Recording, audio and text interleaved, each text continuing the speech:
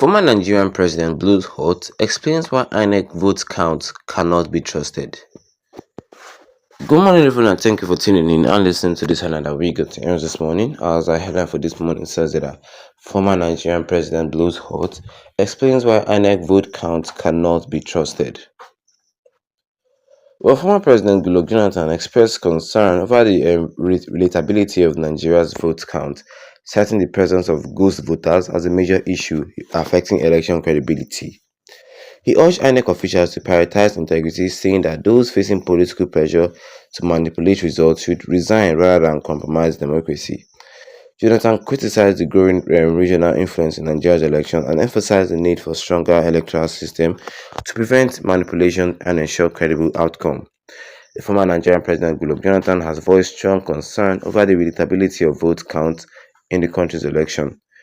As preparation intensifies, key issues like electoral credibility, security, and governance reforms are expected to change the political landscape, setting the stage for a highly contested race.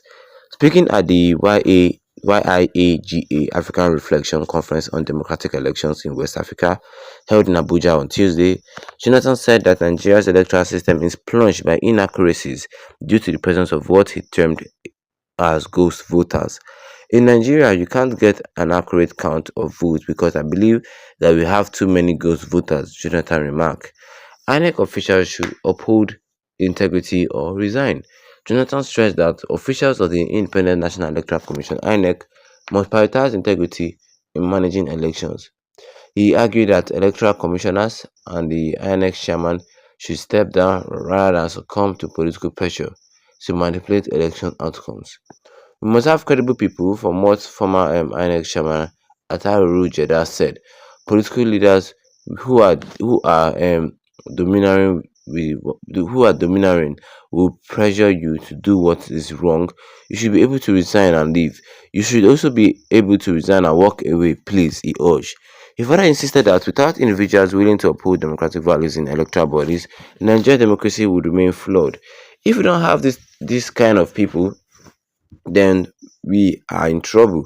I don't want any INEC officials to say they were pressurized.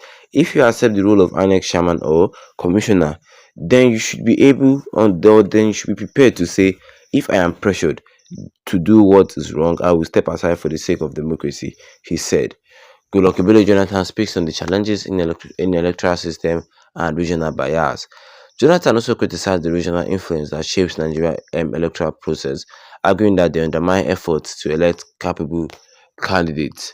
Well, he noted that bias are deeply enshrined in the system, extending even the religious group, Punch reported. Sometimes, when I listen to predictions from religious leaders, their forecasts tend to lean towards regional interests. When the electoral process becomes this regionalized, we will continue to face serious challenges, he explained. Well, concerning strengthening the electoral system for credibility, the former president advocated for a robust electoral system that ensures credible elections by preventing manipulation. He argued that only when both political parties are strong and the system is foolproof will genuine vote count, Vanguard reported. When both parties are strong and the system cannot be manipulated, only real human beings will cast their votes and their votes will count, he said. He further stressed the need to improve voters' registration and other electoral processes to enhance the democracy. If our electoral system is not refined to ensure voters' card function effectively, then what exactly is so great about democracy? He questioned. Well, lesson from the other West African nations. Jonathan reflected on the recent election in Nigeria and other West African nations, noting that despite technological advancements such as bimodal voters acceleration system and the result viewing portal, Nigeria's 2023 election were made by logistical issues, delayed voting, violence, and technical glitches. And that was most of the thing we had here concerning this headline today this morning. We saw that former Nigerian President Blues Holt explains why addict votes count cannot be trusted. And if you ask me, I'll say, yeah, good luck. Jonathan is 100% right. And before I move on, don't forget, if you're not a subscriber, the best you can do right here, right now, is to tap that subscribe button here with notification bell so that anytime I have any new video, you'll be the first to get notified about it ASAP. Why INEC vote count cannot be trusted? Who trusts INEC on the norms? I mean, just tell me who just Inec on the nose. Because Jonathan said that one of the issues of see one of the issues of these our democracies is ghost voters. Inec could just be creating fake identities and be using them to vote. And before you know it, you see that they have rigged election again. I mean, the 2023 election was a very surprising one. I'm sure they used ghost voters in the 2023 election. That's what Billy Jonathan is saying. Yes, one of the problems in Nigeria's electoral system is ghost voters. Ghost voters. Well, leaving that to that. I mean, one of the problems is also cycling. Mm-hmm. Because you see, this INEC, they are not ready to give us a fair, what I call it, a fair election.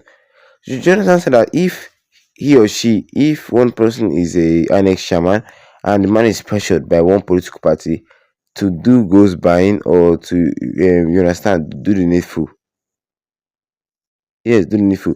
He must be able to say that, uh, I'm not going to do anything due to I don't want to destroy the democracy of Nigeria. And if the thing keeps getting intense and they'll keep forcing him to do this, do that, he will just leave it. Jonathan said that if they are still pressurizing the next chairman to do things that he's not supposed to do, legal, like to do illegal things, I mean, just let one party win the any election. Let me know if you put a year. Just let one party win any election.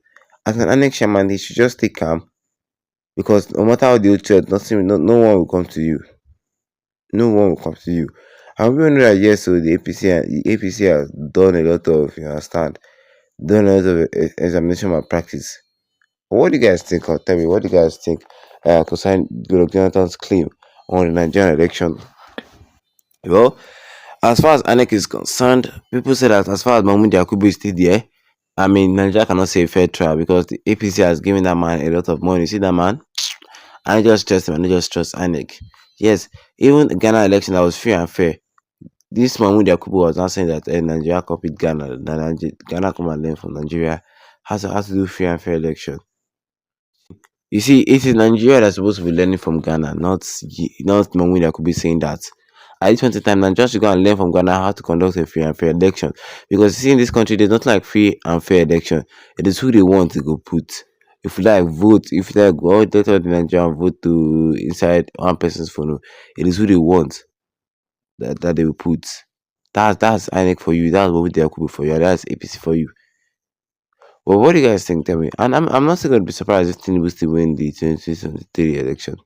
Well, drop a comment in the comment section. Comment section. Don't forget to leave a like on the video. Then tap the subscribe button as big on with the notification bell. So that anytime I have a new video, you'll be the first to get notified about it. Once again, thank you for tuning in and have one for the eye of you.